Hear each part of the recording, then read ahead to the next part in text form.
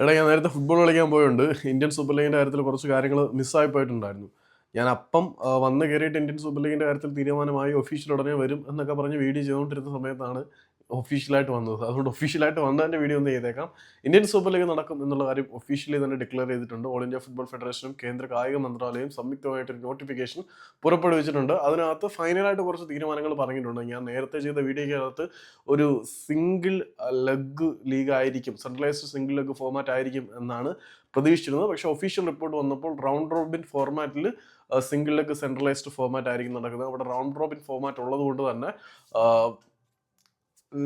കൂടുതൽ പോയിന്റ് കിട്ടുന്നവരായിരിക്കില്ല ചാമ്പ്യന്മാർ. അവിടെ സെമി ഫൈനലിൽ ഉണ്ടായിരിക്കാനുള്ള സാധ്യത വളരെ കൂടുതലാണ്. അപ്പം ത്രില്ലിംഗ് ആയിട്ട് തന്നെ ഒരു ലീഗ് അവസാനിപ്പിക്കാനാണ് തീരുമാനം. വളരെ ഷോർട്ട് ടേമിൽ ഒരു ലീഗാണ് സംഘടിപ്പിക്കുന്നതെങ്കിൽ പോലും അതിനെ ത്രില്ലിംഗ് ആയിട്ട് എൻഡ് ചെയ്യാനുള്ള ചേരുവകളൊക്കെ ചേർത്ത് വെച്ചിട്ടുണ്ട്. അതുകൂടാതെ വരാൻ പോകുന്ന 20 വർഷത്തേക്ക് ഇന്ത്യൻ സൂപ്പർ ലീഗും ഇന്ത്യൻ ടോപ്പ് ഡിവിഷൻ ഫുട്ബോളും എങ്ങനെ നടക്കണം എന്നുള്ള കാര്യത്തിൽ വ്യക്തമായ തീരുമാനം എടുക്കും എന്നും ഉറപ്പായിട്ടുണ്ട്. കാരണം കേന്ദ്ര കായിക മന്ത്രാലയം നേരിട്ട് ഇടപെട്ട് 14 ടീമുകളെയും പങ്കെടുപ്പിക്കണം എന്നുള്ള തീരുമാനം എടുത്തിട്ടുണ്ട്. അപ്പം കേന്ദ്ര മന്ത്രാലയം ഇടപെടുമ്പം അവരുടെ ഒരു പ്രസ്റ്റീജിയസ് ഇഷ്യൂ ആയിട്ട് ഇത് മാറും.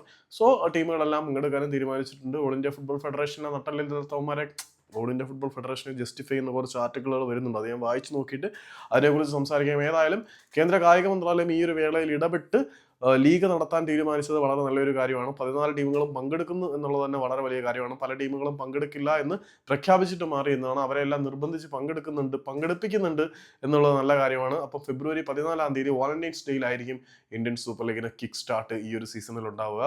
അപ്പം വാലന്റൈൻസ് ഡേ എല്ലാവർക്കും നല്ല തുടക്കമായി മാറട്ടെ. ബൈ.